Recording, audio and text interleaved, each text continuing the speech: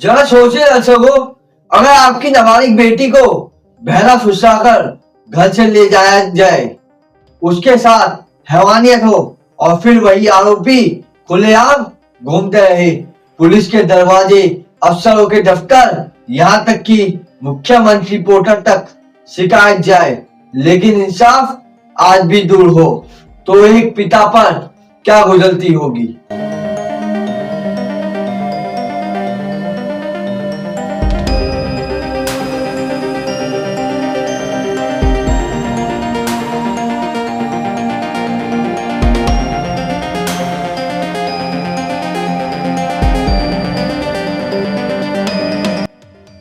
नमस्कार दर्शकों, स्वागत है आपका हमारे चैनल द क्राइम विरोधी न्यूज में। मैं हूं अंश कुमार वर्मा।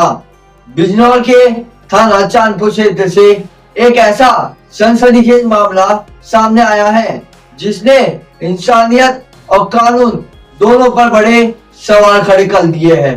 थाना चांदपुर क्षेत्र के गांव दरबर निवासी एक पीड़ित पिता आज पुलिस अधिकारियों के चक्कर काटने को मजबूर है, सिर्फ इसलिए कि उसकी नाबालिग बेटी को इंसाफ मिल सकी। पीड़ित पिता का कहना है कि उसकी बेटी कक्षा 8 की छात्रा है। 13 अगस्त 2025 को राहुल देशराज निवासी ग्राम खेत बहला फुसलाकर नाबालिग बच्ची को घर से वृंदावन आश्रम ले गया। आरोप है कि वहां आरोपी ने नाबालिग के साथ जबरन घिनौना अपराध किया।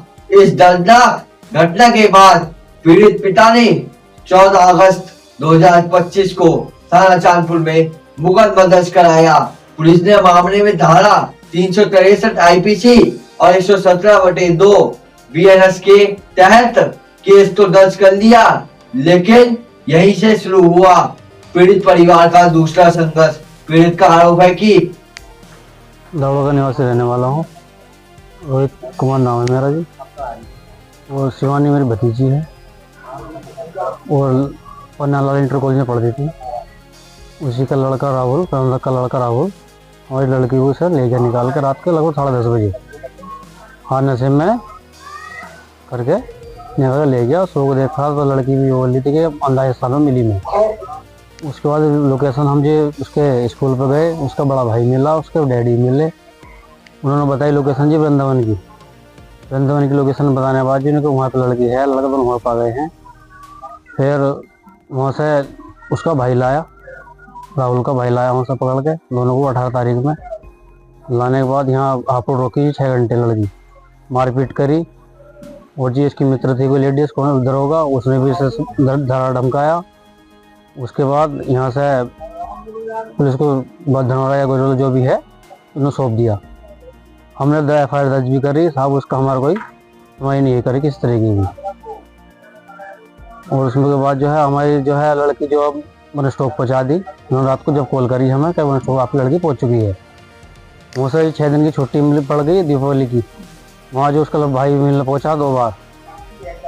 मिलने के बाद जो हमने एप्लीकेशन लगाई उसकी लड़के की भी SP के यहाँ, और जी एस पे एप्लीकेशन मुख्यमंत्री पोर्टल क्या बरेली और इन्हें CO के पास भी लगा दी। हमारी सुनवाई जी कुछ नहीं हुई। हम जो अब दोबारा FIR मुकदमा डलवाना चाह रहे हैं जी, हमारा इंसाफ मिलना चाहिए। लड़की भी बहुत इंसाफ कुछ कह रही है।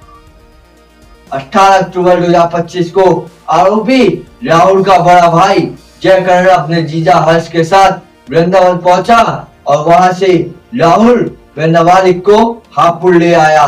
बाद में युवती को पुलिस के हवाले कर दिया गया। पीड़िता का जिला अस्पताल बिजनौर में मेडिकल परीक्षण हुआ, जिसके बाद उसे वन स्टॉप सेंटर भेजा गया, लेकिन यहीं पर आरोप और भी गंभीर हो जाते हैं। 21 अक्टूबर 2025 को आरोपी का भाई जयकरण वन स्टॉप सेंटर पहुंचा और पीड़िता को अपने भाई के पक्ष में बयान देने के लिए डराया धमकाया, मानसिक दबाव बनाया गया। पीड़िता को इस कदर भयभीत किया गया कि वह सच बोलने से डरने लगी। 23 अक्टूबर को जब पीड़ित पिता बिजनौर पहुंचे तब बेटी ने पूरी आप बीती उन्हें सुनाई। इसके बाद पिता ने अगले ही दिन SP बिजनौर को लिखित शिकायत देकर पूरे घटनाक्रम से अवगत कराया। पीड़ित का आरोप है कि नाम शिवानी है, मैं दरबड़ की रहने वाली हूँ। क्लास 7 में वो राहुल नाम का लड़का मुझे पढ़ाता था, तब भी मुझे टॉर्चर करता था और उसके बाद की जिम्मेदारी पे मुझे स्कूल में भेज दिया गया। क्लास 8 में भी उसने मुझे टॉर्चर करा, उसके बाद की जिम्मेदारी पे भेज दिया गया। वो रात को मेरे घर आया, सुबह के राहुल नाम का लड़का मुझे कुछ ले गया। जब मेरी सुबह आँख खुलते मैं अनजान स्थान पर थी।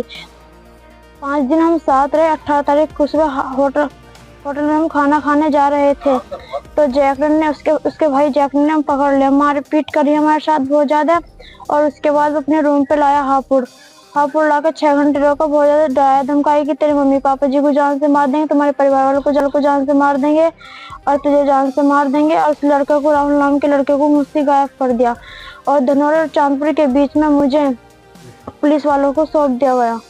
और हमने बहुत जगह शिकायत भी करी, एसपी के यहाँ भी गए बिजनौर, सीओ के पास भी गए, डीआईजी साहब के पास भी गए, उन्होंने कुछ नहीं सुनी हमारी। मुख्यमंत्री के पास भी गए, पोर्टल पे उन्होंने कुछ सुनवाई नहीं हुई हमारी।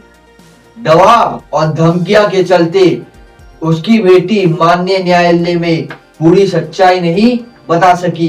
इतना ही नहीं, पीड़िता परिवार का दावा है कि आरोपी राहुल ने उसकी पुत्री के साथ भी गलत कृत्य किया और इस पूरे अपराध में राहुल के पिता देशराज और भाई जयकरण ने उसका पूरा साथ दिया। आज हालात यह है कि पीड़िता गहरे सदमे में है, पूरा परिवार मानसिक तनाव में जी रहा है और आरोपी पक्ष लगातार जान से मारने की धमकियां दे रहा है।